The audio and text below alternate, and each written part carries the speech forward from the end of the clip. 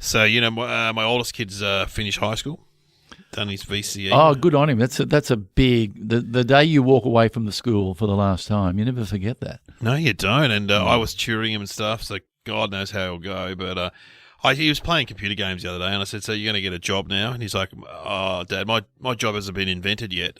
So wow. This is a catchphrase that the kids use, mate. So I said, oh, really? All right. What's for dinner? Oh, it hasn't been invented yet. So I said, all right. I said, well, what sort of job do you want to get? This is just like a part-time job. Yeah. While he waits for his results. Oh, okay. Like your book. When I got a job in the factory, in the tile factory. Yeah, over that break between... When do the results come? The end of the... They're earlier now. They're like mid-December. Because ours were like... Late January. Yeah, so you had to really wait. We had 6 weeks, where they've got like 4 weeks or something. Yeah. And just a part-time job, I got a job in the tile factory, and my brother Glenn got a job in the fiberglass factory. Oh, dear. Where it caught fire. And he worked next to bikies. So anyway, good times. So don't expect him to get a job like that. And I said, so what sort of job do you want to get? He's like, something, I don't know, JB Hi-Fi or office work. That's good. Tech. I said, all right, I'll give you a week. If not, I'm getting you a job. Oh, wow. At the pub, right, where I do comedy. Oh. Yep. Week goes by. Have you got that job? Have you applied for any jobs? No. I said, right, it's the bottle shop. So I got him a job at the bottle shop. Oh, good. And how's he with that? Well, the thing is, I don't drink hardly at all. My wife doesn't drink at all, really. His grandparents never really drunk either. Yeah. In fact, Betty, Kieran's mum, was very anti-alcohol. And my mum and dad never drank much. So he hasn't been around a lot of alcohol. None of his friends really drink. Yeah, right. So he's amazed how much people drink. Yeah, I know. He's like, Dad, this tradie comes in and he buys like a slab of VB. Is that all for him? He's like, it's a Wednesday night, Dad. I'm like, yeah. It could be, but he said some of the orders are funny. One guy comes in every day and buys 7 stubbies of Carlton. Oh, no. 7, not 6. And he's like, yeah, they come in lots of 6. The guy's like, I don't care, I want 7. Yeah. I want 7. Well, I was watching the front bar the other night, and they were talking about back in the 70s, how they put a limit on how much beer you could take into the ground. Oh, yeah, they did, didn't they? And each person would be limited to 24 cans each. That's right, 24 cans. 24 cans each. That's incredible. Oh. Yeah, I remember people used to put alcohol in watermelon. That was the other. Oh, they'd hide it. Yeah, tip the liquor in. So how old is he? He's 18. He's 18. Oh, so he can go up to the car and go. He can. Yeah. Right. Hey, some people get out of the car. Some people stay in the car. Yeah, I do a bit of both. Sometimes. Oh, do you? Yeah, I just like. I don't know. I drive into them. I go, do I get out? Do I stay? I don't know what to do. Yeah. I don't know. Isn't it ironic though? You can't drink and drive, but you can drive to get drink. You can drive through and pick up the alcohol that you can't drink when you drive. Anyway. It's crazy though. So I have to go pick it up sometimes at 11 o'clock, and it gets a bit sketchy. You know a pub, the pub car park. Yeah, yeah. There's bloody blokes and have been thrown out of the pub. Bit loud. Get out! I say that now. And they've got like the door, the roll of the door half closed. And I swear I'm sitting there. It's like 11 o'clock at night. I'm a bit tired, and I see like a kid. He puts his head under the door, carrying out a slab like a 5-year-old. But it was a midget. Was it? It was. So does the garage door have settings? Does it? Does it have settings for only midgets after 11 o'clock? Yeah, I thought, how's that guy going to fit? Oh, he's a midget. So, well, good on him. He got his slab, and yeah, good on him. I take it he wouldn't need that many cans to get plastered. Well, you don't know. You don't. It's all to do with your metabolism, and and if you drink, you just get better at drinking. Your body goes, I get this, I understand. Your liver goes, okay, I can handle it. Yeah, up to a point. Don't get me. I'm not condoning drinking. Don't get me wrong. Mate. Yeah, we've all worked with people who can drink a lot. You're like, why aren't they lying down? Yeah, I same as you. I don't drink much at all. I do it. But some of those comics that we know, man, they hit it hard, and I can't believe they're not lying in the gutter, but they're still sitting talking normally. Yeah, and they get up the next day and listen to us. Yeah, listen to us, old Mr. Alcoholics Anonymous over here. Anyway, not in judgment at all. I mean, they enjoy it. I talked to my doctor about it, and he goes, well, life's too short, and I'm going to enjoy my red wine. and the jury's always out. 1 week, red wine. Doctor, are you pissed now? Yeah. Oh, might be. Friday afternoon. He'd have just a cask, wouldn't he? He wouldn't have a bottle, because that would be have a cask under the desk, bang. In the drawer. Next, what can I do for you today? COVID, don't worry about that. Everything's fine. No problem at all. So, music.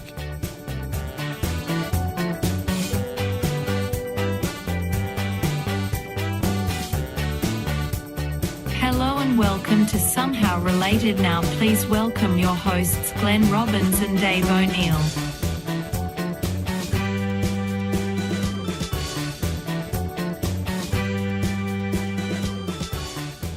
All right, well, welcome to the podcast. And you get two topics. Got to work out how they're related. And should we just go straight to the topic, Sam? What are they? I'm so excited today. Droughts and Yo Yos. Yo Yos. Well, I Yo assume Yos. not the biscuit, the toy. Or the cello player Yo Yo Ma. Oh, Yo Yo Ma. Not that. No, I think it's Yo Yo's the toy. I saw Yo Yo Ma on because he's done a masterclass on you can hire. And he said a very interesting thing that he said he was playing some classical piece, and I didn't buy the thing. It just come up on the ad. He goes, I was playing the piece perfectly, yet I was unhappy. I was unhappy by perfection. Oh, yo. And then he said my destiny then was to accept. I think these are not his words, but non-perfection. That accept the human condition that you will make some mistakes and still celebrate what you're doing. God. Oh wow! Yeah, someone told me those YouTube tutorials, whatever. The best bits are in the ads. Well, that's what I felt. I felt that I see it all. And they give There's you a Ron Howard one, the director, and they give you a real key point. You go, you know what? That's really and pure. Judd Apatow does one, yeah. But anyway, I reckon they're talking about, as you said, not yo-yo biscuits, but yo-yos, the toy. I loved yo-yos as a kid. My kid's got one. My kid's actually got one at the moment. And where did you get? Can you still buy them? Yeah, but Barney, my youngest, is in grade 6. He claims they're making a bit of a comeback at school. Yo-yos, because they were banned at my school. They're banned. It was on the PA. Yo-yos will not be allowed because some kid would have got hit in the back of their head when someone was doing around the world or something, and his tooth taken out or something. It'd be some story. I think I was a Fanta guy. Oh wow, I was Coke, but I think my brother had Fanta, and then there was also Lead lemonade, maybe. I think Lead. Got on board. But yeah, those Coke and Fanta yo-yos were great. They were pure, weren't they? They were the real deal. Let's. They were expensive. Were they? Yeah, compared to like a cheap. Where? I guess you just get them at a toy shop. Milk bar. In the milk bar. Sold them okay. Sometimes. Tricks you could do: walk on the dog. Walk the dog. Around the world. Rock the baby. Rock the baby. If you could do, because you had to go down, do a spinner, and then get the string to come up, and it would rock in the baby, and then you'd drop and it'd go back up. You go, you are a legend. I remember hearing somewhere that in the Philippines they were weapons. They used them as weapons. Yo-yos. I always remember when the teams came to school, they could do that when they go in the van. They'd rock up in the van, and they could do that where they would throw it out, would come back, but it would just keep on going round and round, and then do it in two hands, and then they do around the world, and it was great. It was fantastic. They did a parody of that in the Simpsons episode. I remember where they were making out that they were like sort of slaves and get back in the van, you guys.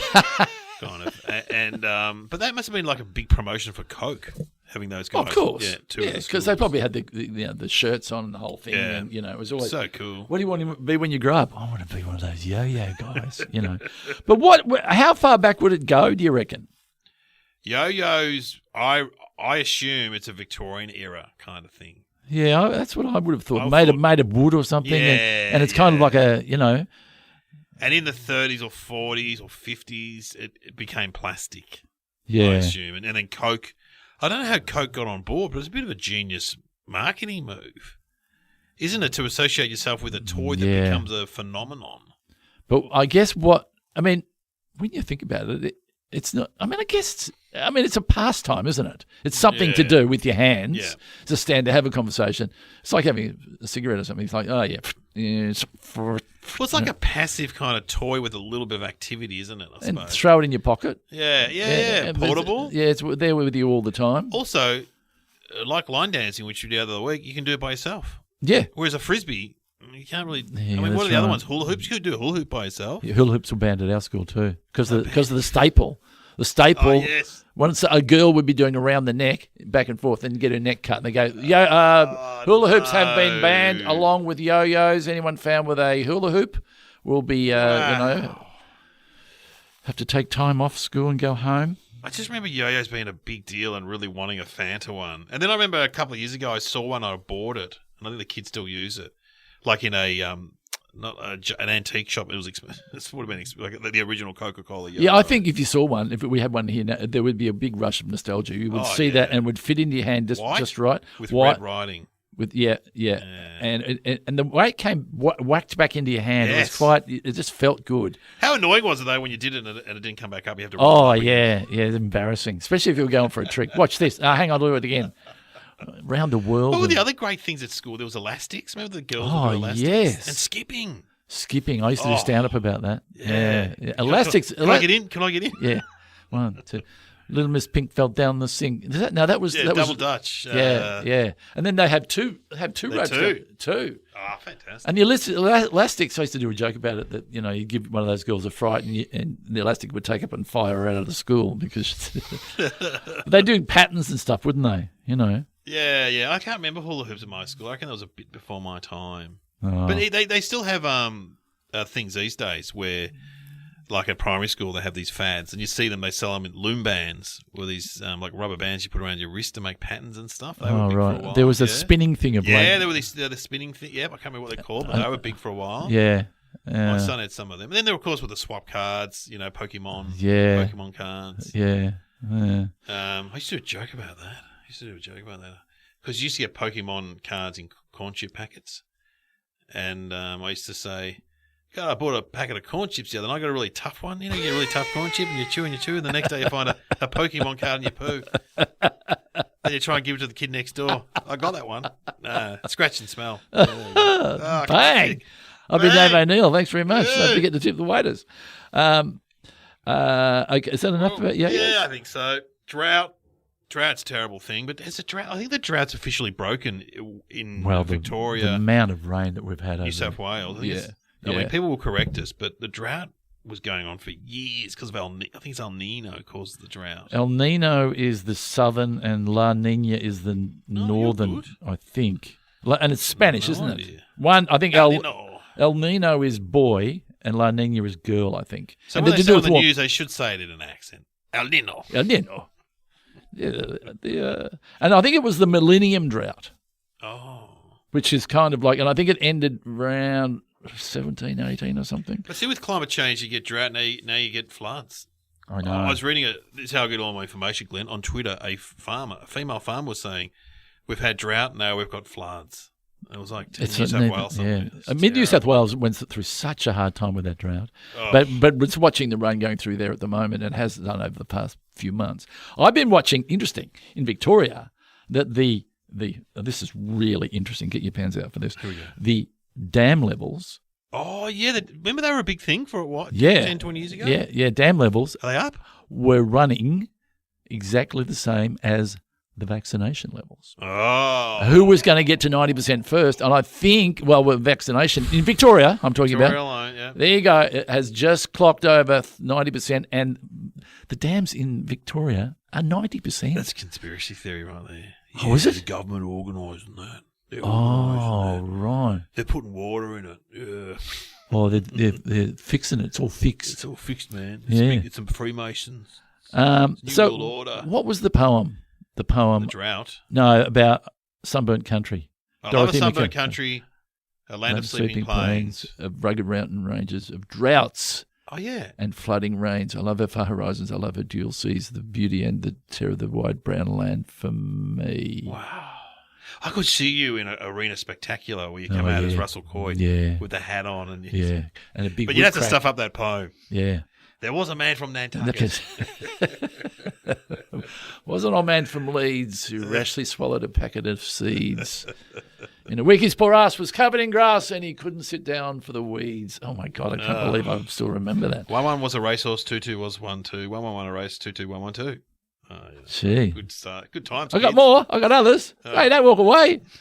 Well, wasn't there a really bad drought in the 1800s as well, 1895? Sure. Yeah. If you say so. Yeah, and then there's been great books about droughts, like the Grapes of Wrath. That was about drought, yeah, absolutely. And There would have been a fortunate life. I think he grew up during a drought. I think. Anyway, so I mean, tough. I mean, you think of the farm. You do. You think of the farmers. I mean, you look to the skies and then. Well, imagine waiting. That's like a comedian waiting for an audience to turn up. Yep. Well, they said they were going to come. Yeah. The radar said there was an audience coming, but no, they're not coming tonight. But the whole setup of the Australian landscape is that we've got the Great Divide running down the east coast, so it's natural that the inner is going to be drier. And as soon as when you drive north from Victoria, you go up. Oh, you go beyond Bendigo, it's bloody like desert. Yes, I know. I know when you're flying to Melbourne, you can see the green coming up. But right now, the great thing is I would imagine if you flew most places in Australia, it would be very green because they've been getting it right up the east coast. I'm Jan Bunn. I'm a weather reporter. Mate, you're right up the east coast, mate. Yeah, Jan Bunn. She does Channel 7. I know. People like her, don't they? They do like her.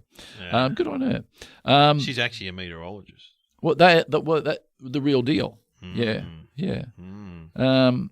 What else can we say? That's a job and a half, isn't it? Like being a meteorologist, you get blamed for a lot of stuff, wouldn't you? Yeah. Imagine if you were like the meteorologist and you go to your local cafe and everyone knows. Oh, Jan, she would cop it all the time. What if you're a meteorologist and you're having a barbecue? Yeah. Come to my place, barbecue. It's going to be fine. It's going to be fine. Okay, Keith, see you Sunday. And it starts raining. Yeah. Mate, didn't you look into your bloody... You should have set it up better than this. I didn't know. Who are the great weather guys? Rob Gell. Oh, Rob Gell. Yeah. Lavinia. Lavinia's been doing it for a long time. Edwin Maher, the ABC guy. Who had all the pointers. Yeah. Well, we when we lived in a shared house in the 80s, we joined the Edwin Maher Appreciation Society, and they had a dinner in an upstairs room in a restaurant. And seriously, we were all in our 20s. Everyone else was 65, and Edwin was there with his wife, and gave a talk. Cool. And then Rod Quantock turned up with his rubber chicken on the bus and crashed. And then a news crew was filming it. Big night out for you. Yeah. There's footage of us singing or something. We were singing a song for Edwin. I can't remember. Gee. Noddy was there, of course. What happened to Edwin? Is he still around? He moved to China and worked on the news services over there for like 10 years. He had like a quirky sense of humour? Yeah, he had and he had different pointers. Yeah. I've got this pointer from June from Horsham, and it'd be like a pig's, what a great idea. Pig's leg or something, and little Elsie from Sailors made this, pointer for me, like a wand or something. But now they have the TV, and they can. I always wonder how they do it. They gesture, because I know I did a weather report on Russell Coit, and you couldn't. It's all green screen, isn't it? Yeah, so you can't. You've got to sort of check the screen to see where you're actually pointing, and you've got the clicker in your hand. You can take it to the next shot, but it's it's not an easy thing to do. No, it's not. But here's what I don't understand: is when they do the weather. They do everything but reveal. They go to the map and they don't put, in our state, Victoria, they don't put Melbourne up. You're going, why not just put Melbourne up? It's not like a surprise. Put Melbourne up there. Oh, no. We're waiting for the Melbourne temperature. That's going to be a surprise at the end. Or they do halfway through the news. They go, and the weather coming up tomorrow will be some rain and something, but more of that later. Just tell us now. Yeah, tell us now. What's the why the big surprise? Oh, no, we can't give you the temperature. I mean, I can do it in 2 clicks, but just tell me what the weather's going. Oh, do I need to sort of quieten down a bit? Oh, you're getting very fired up about the Have weather. a drink of water. Just I met a guy. This was a long time ago. I was in a bus stop in Queensland, in Cairns, with a girl called Cindy who I was going out with, and what did we do? No, we had a car, but we'd get in the bus to the airport to go home, I think, and we met a guy. We'd run out of money. Right, so we're just hanging out to get on the plane to get our free can of Coke and sandwich. Yeah. And this guy called Bubbles, an old guy with a hat and a proper country, and he was a water diviner. What do they call him? Yeah, that's right, water diviner. Yeah, yeah, water diviner. His name was Bubbles. Yeah, and he bought us some food, And I said, so what? So he goes, yeah, I've just come back from a tour of rural Queensland, bringing water for the drought. And I said, how did that go? He said, well, when it rains, it's really good. He said, but I had a few instances when it didn't rain, and they got very angry in the town because they paid him to turn up. This is But he's a water diviner. He's a finder of underground water, is he not? No, sorry. He was a guy who had 2 sticks and pointed at the sky. Oh, right. Okay. Legit stuff. Yeah. The real deal. So he's not a water. He's like what do you call it? Like a rain dance? Yeah. He's just like an old white guy. And I said, so what happened? He said, well, they hit me on the head with a shovel. Good gig. Clonk. Bubbles. Clonk.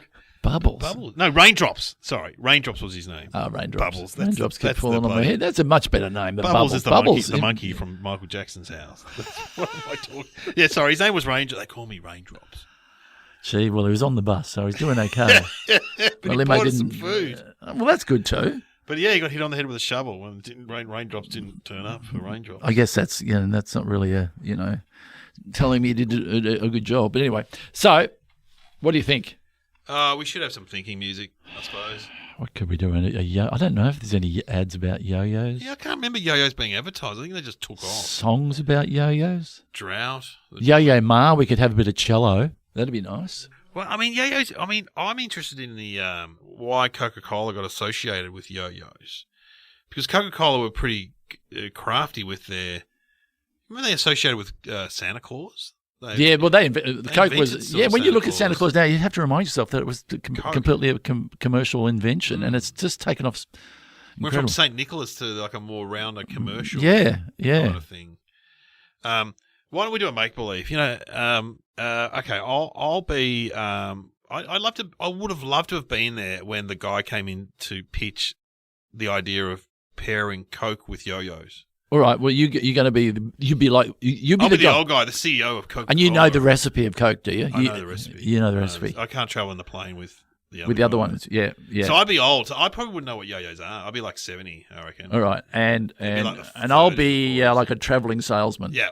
You've got great ideas. I'm an ideas man. You're an ideas man. Okay. Can we do American accents? American accents. Yeah. Okay. So so it's in an office, yeah? Yeah, you're sitting outside in reception. And can we hear? Typing. Old-fashioned typing. Will we hear some bottles being clunked in the background? Oh, yeah, bottling plant. It's in the old days. It's in a bottling plant. And downstairs it's all happening. Okay. All right. Here we go.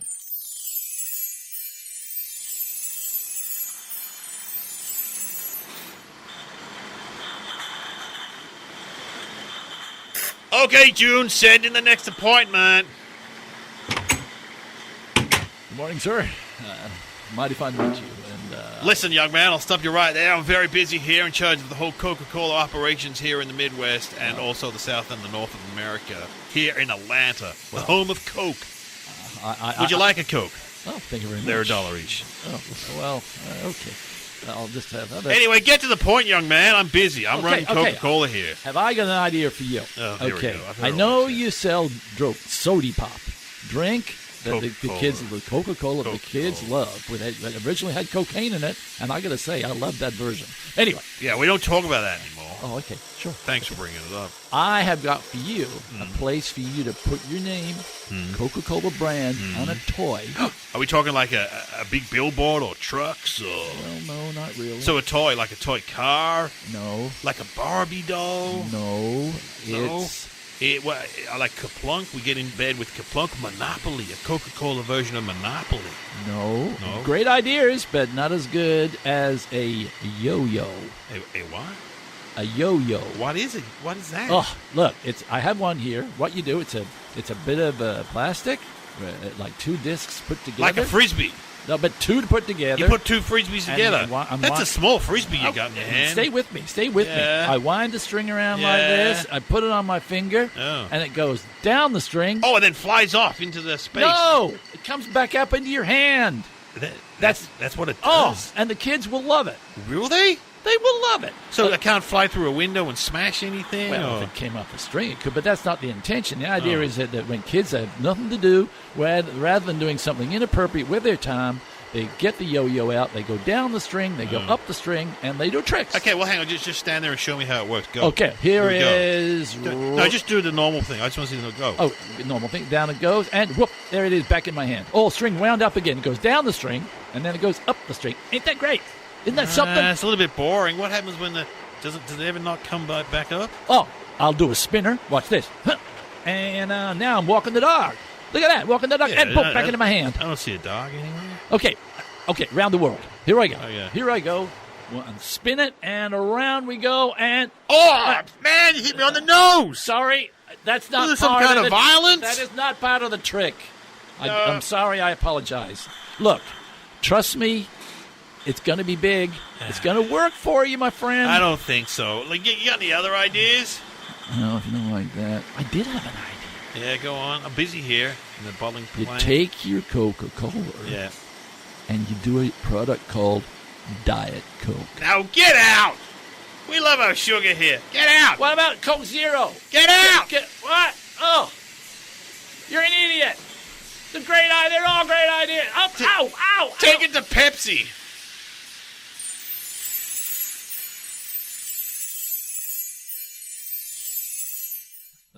Wow, it's right there. He was full on, that guy. That guy was an ideas man, though. The young bloke. He had ideas. I dare say he went on to do quite well.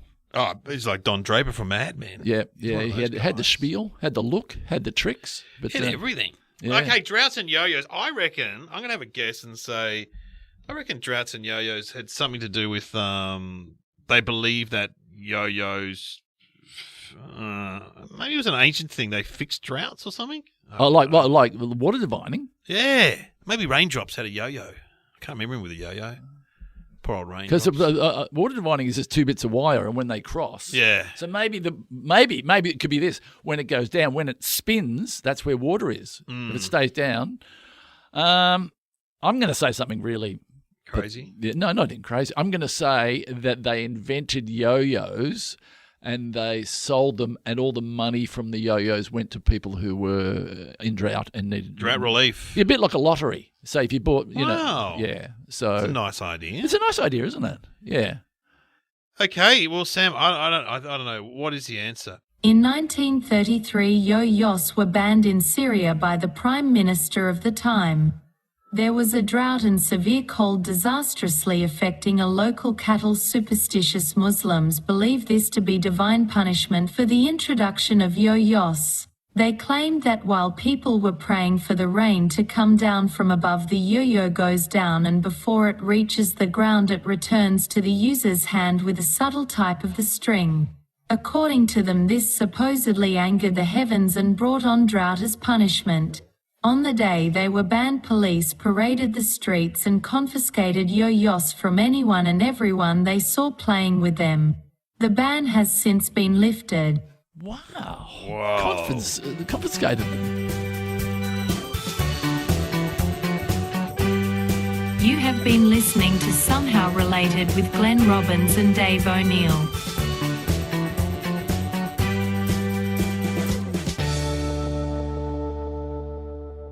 Imagine the cops raiding your house for a yo-yo. Okay, hands in the air. Frisk him for a yo-yo. What's this here? That's not my yo-yo. There's a bloke walking the dog. Grab him. Yeah. And there'd be kids dobbing on other kids. Oh, little Jason's got a yo-yo, sir. Oh, Yeah. that'll be right. Okay. Go up to Jason's house. Yeah, God. I mean, lots of things have been black banned, like alcohol, Chewing gum in yeah, Singapore, alcohol yeah. in America. But Yo-yos. But yeah, because you can have a belief on anything, can't you? Really? Well, golf was banned for a while in Scotland. Was it really? Yeah, because they believe when it first invented, they believed the King of Scotland believed it was taking men away from fighting in wars and stuff. So they banned it. It didn't last for very long. Because that's where golf was invented, was it not? Scotland, I think so. Yeah. Yeah. So Have you played that ground, that famous ground? That famous St Andrews? Yeah. No, I haven't. Oh. No. Bucket No, list. it's a public course. You got to go into a lottery to get on there and all that sort of stuff. And where is it's north of? It's in the north, isn't it? Yeah, somewhere. So I think we went pretty close to it when we were going up to Scotland. Maybe, I don't know, I can't remember. But no.